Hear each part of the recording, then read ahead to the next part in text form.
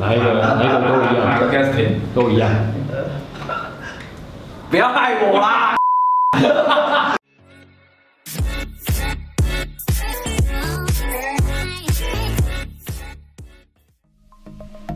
今天这是第5堂课，那我们这一堂课是要讲说录影时我该注意什么。我有3点可以先跟就是各位可能初学者的人分享。第一点就是录影的时候，我们通常第一件事情就是会先录自我介绍。那广告一般来说都会要你很短的，例如说可能姓名、身高、体重，那短可能就5秒、10秒。可是如果我在戏剧的部分的话，它可能会多一个可能兴趣或者是专长，还有你可能近期的作品，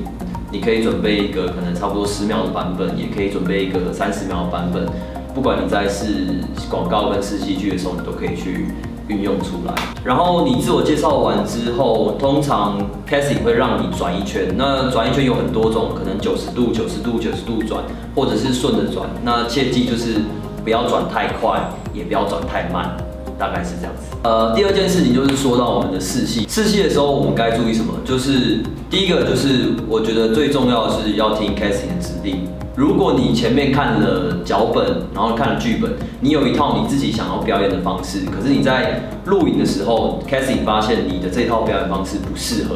甚至说太夸张，或者是太收了，就是表演不出那个戏剧效果。你一定要打开你的耳朵，然后去听 casting 给你的指令，因为很长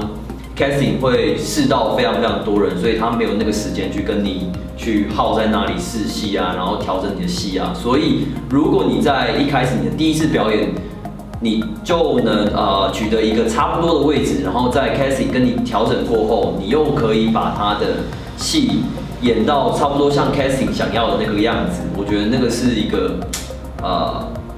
比较专业的演员啦。第3个就是视线的问题。那我们在试戏的时候有很长的脚本，就是会有那种2个人对戏，像是说一对情侣，可能我们有一段2、3句的台词要互相，但是你可能都是一个人去试，所以不会有人去跟你在那边可能一起演这段戏，所以通常就是开始你在搭词，然后你再对着某一个视线去演戏。视线你要看哪里，就是大概你可以选定一个目标物，像是说试镜前的时候有很多的灯，因为你看灯的地方就会有光，你不要超过看灯的地方。例如说我们现在的光再加在左右2边，那如果我超过那个是我的灯，如果我超过灯以灯往右，我就没有光，代表说我脸上没有光，所以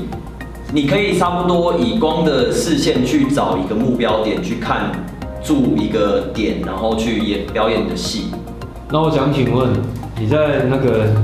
试镜就是录影的时候，有没有觉得哪种人你觉得最麻烦、最受不了？哦，我其实试镜的时候，我很怕遇到那种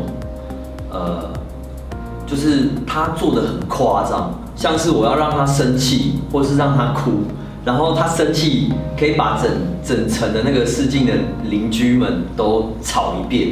然后或者是哭啊，然后歇斯底里啊，就是他们会做的非常夸张。但是广告其实真的大部分的时候不是要那么夸张，可是我觉得这个还好，因为你有表演，就在表演的时候，你当然是要先做到最夸张。然后再慢慢的去修炼，说你这个表演可以慢慢的收回来，那个就是你的一个学习的过程。可是我很怕遇到这种表演的方式跟 casting 的那个想法是不一样的，那怎么办？我觉得站在 casting 的角度来说，因为 casting 毕竟他跟导演、跟客户、跟代理商所有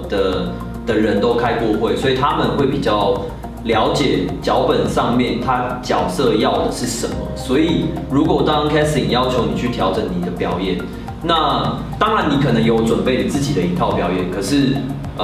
这时候你应该先听 casting 的，可能演出他所想要的表演方式，然后可能在下一卡的时候，你可以跟 casting 去说哦，你有准备一个你的表演模式，然后通常我觉得 casting 应该不会吝啬的让你再演一次，然后试试看你的风格是不是更好。因为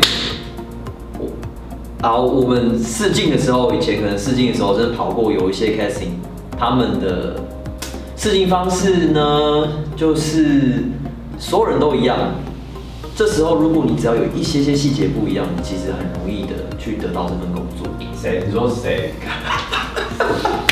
哪一个都一样，哪个 casting 都一样。不要害我啦！